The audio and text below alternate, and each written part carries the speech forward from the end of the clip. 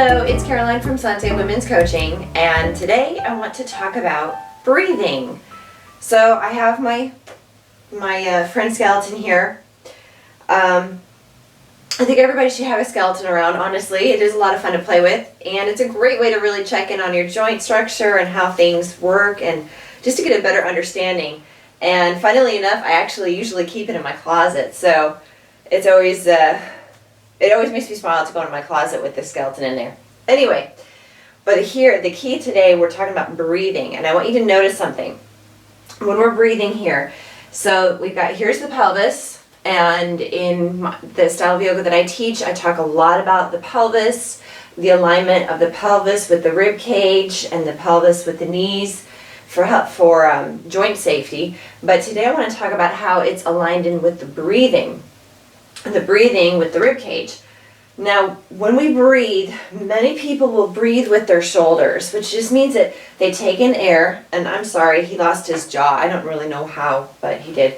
Anyway, they take in air through the mouth, they breathe in, they inflate the lungs, which are inside of the rib cage here, and then as a result, the shoulders start to lift. These shoulders are hammered in here, but normally the shoulder lifts because it's only connected, the whole shoulder apparatus here is only connected right here on our skeleton. So the whole shoulders lift. The belly stays where it is, and the pressure goes right here, and that's all. It puts a lot of pressure, throat issues. If you have consistent sore throats, it's often because you're doing the neck breathing instead of belly breathing like you ought to. So that's the key here. We want to breathe with our belly, which doesn't mean that we're actually breathing oxygen in there. Obviously that's impossible. But what it does mean is that we are inflating the lungs and allowing the pressure to go down into the belly and into the pelvic floor. So when we inhale, we want to fill up this whole big cavity. That includes the back, the rib cage, and the pelvic floor, the pelvic bowl. When you do that, you have this kind of container. The bottom of the pelvic floor is the bottom of the container. The top is the diaphragm. And then the sides are the muscles, the abdominal muscles all the way around. We fill that up when we inhale, and then when we exhale, we first squeeze up from the bottom, and then that creates a suction that makes it squeeze up at the top as well.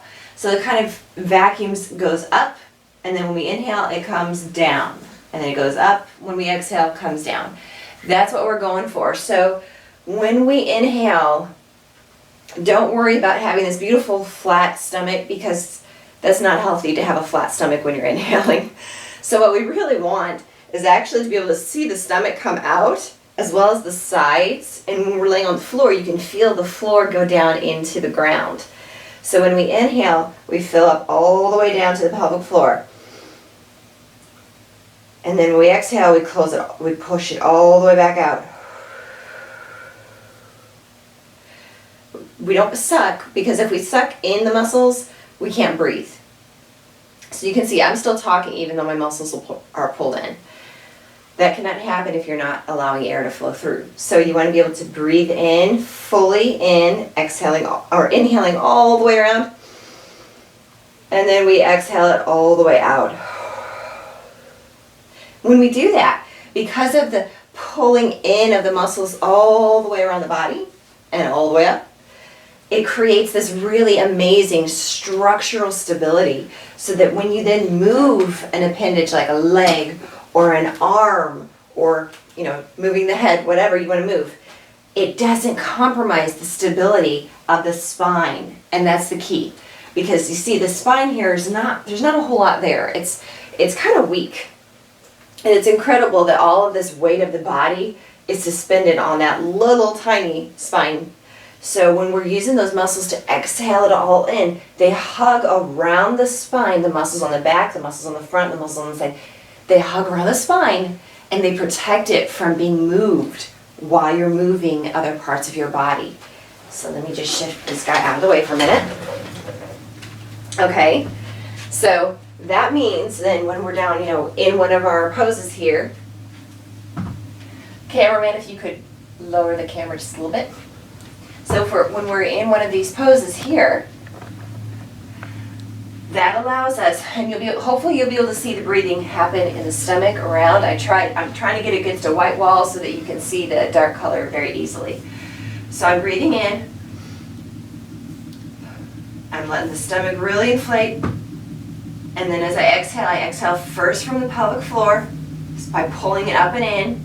If you think about it like Kegels or something else where you're trying to stop the flow of urine, that's helping to pull those muscles up and in. So those muscles pull up and in. The muscles, the TAs and all of the back muscles through here pull in. I can feel the sucking up into the rib cage because the diaphragm is connected to the bottom of that rib cage. And now my spine doesn't really want to move that much. Normally I can move it around a lot. If I inhale, I can move it all over the place. But when I exhale, now my muscles are holding it in place, which is when I can then lift up. I can jump forward. I can jump back. I can jump in. And by doing that, every time I do that, it protects the spine from getting over curved as I move or bent out of place. So give that a try. Play with that different breathing. It's often called 360 breathing because you're breathing all the way around, trying to get as much air in and then get as much air out. See how that goes and let me know. And I will see you next time.